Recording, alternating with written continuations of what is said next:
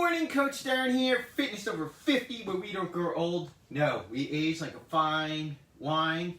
And today is the wonderful Workout Wednesday.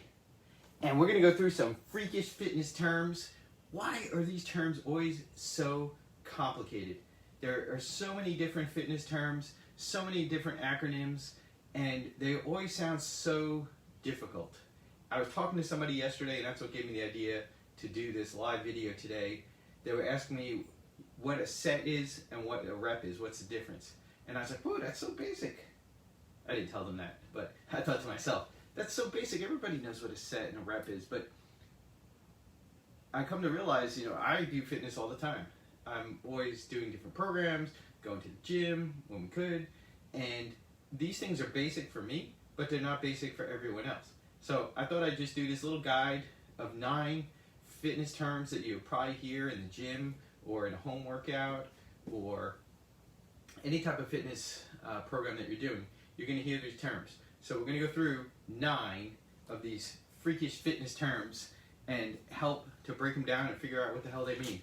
The first one that you hear me talk about is HIIT. It's not HIIT. It's not getting punched. It doesn't have anything to do with boxing. HIIT is high intensity interval training. Simple. So it's a high intensity workout with intervals, which means you're going to set a time, like let's say 30 seconds, where you're going to go real hard, then you're going to take a little break. Then you're going to go real hard, and you're going to take a little break. And what these intervals are doing is they're spiking your heart rate and letting your heart rate come back down. And by doing that, you're extending your endurance capacity, you're extending the length that you can continue the workout, because if you're just doing 1,000 burpees, you're going to burn out. But if you do sets over a course of time, the intervals are going to keep you in the game and help you to get a better workout. There's many studies out there showing that HIIT is one of the most effective type of workout techniques, type of workouts that you can do. Second, what I mentioned when I started was, what's a rep? You hear these people, I'm doing reps here. So a rep is just, one of an exercise. That's a rep. Whether it's a shoulder press, bicep curl, tricep, squat, a rep is 1. And what we do is, we do sets of reps. So we might do 3 sets of 10 reps. What that means is we're going to do 10 bicep curls, rest for a little bit, 10 more, rest for a little bit, and 10 more. So you're doing it 3 times. So you end up doing like 30. So a rep is the individual, the set is the group. That's a rep and a set.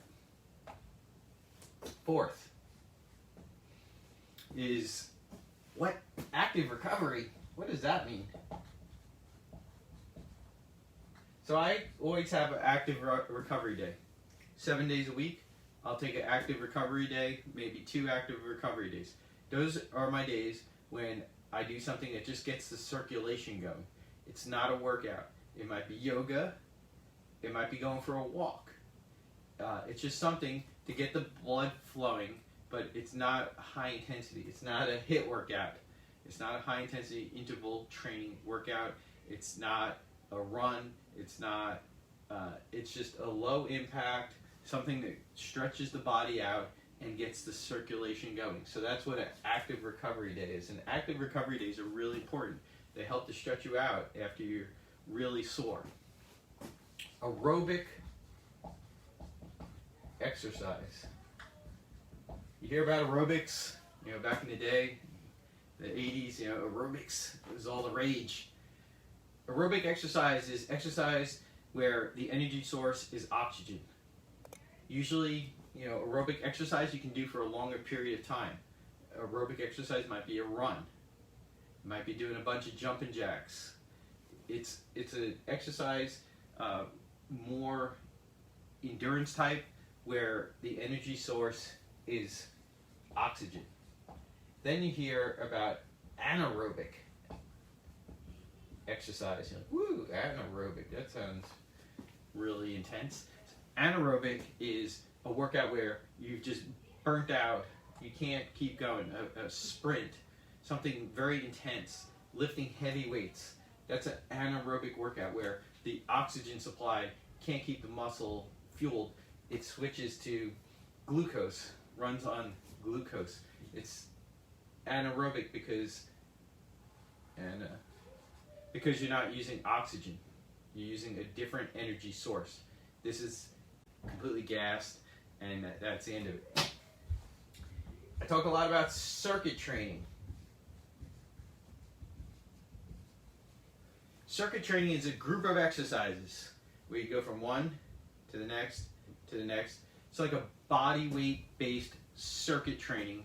Might be some jumping jacks, some push-ups, some squats, some lunges. It's a circuit, so you go from one to one to one to one. And you can do one circuit, two circuit, three circuit. You can do it with weights. There's all different ways to do circuit training, but you're going from one exercise to the next. That's circuit training. Number 8, a compound movement. You'll hear this term a lot. A compound movement means that you're using more than one muscle group. Compound movement could be something like a bicep curl to a shoulder press. You're using multiple muscle groups. It's a compound movement. A squat is a compound movement because you're engaging multiple muscles. A bicep curl is not a compound movement. Bicep curl focuses just on the bicep, a single muscle. Compound movements focus on multiple muscles. Compound movements are very effective. It's good to group exercises together to help focus on the muscle that's the primary muscle and then the muscle that's helping with that movement. Finally, number 9, dome, da dome, dome. Nobody likes domes. What are domes? Domes is delayed onset muscle soreness. You know, when you do a workout, you're like, I'm a little sore today. But the next day, you're really sore. And by the day after that, you feel like you've been hit by a car. That's DOMS, delayed onset muscle soreness. One of the things that helps with DOMS is your active recovery day. It helps to loosen up those muscles.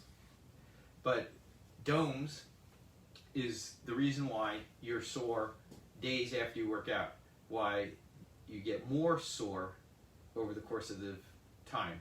Instead of like, wow, I just did this intense workout and now I'm so sore I can't move. It takes time. It's like, don't want to use this analogy, but if you're in a car accident, you might not immediately feel all of the injuries. It takes a little bit of time for the muscle soreness to kick in. So these are 9 freakish fitness terms that you're going to hear that you need to be aware of. And I actually went through, I found an article that listed out 25 of these. I can go through them all, but it would take me a very long time. If you're interested in the article to see all 25 freakish fitness terms, just hit me with a message, comment below, just let me know, and I will see you tomorrow. Hope you have a wonderful workout Wednesday.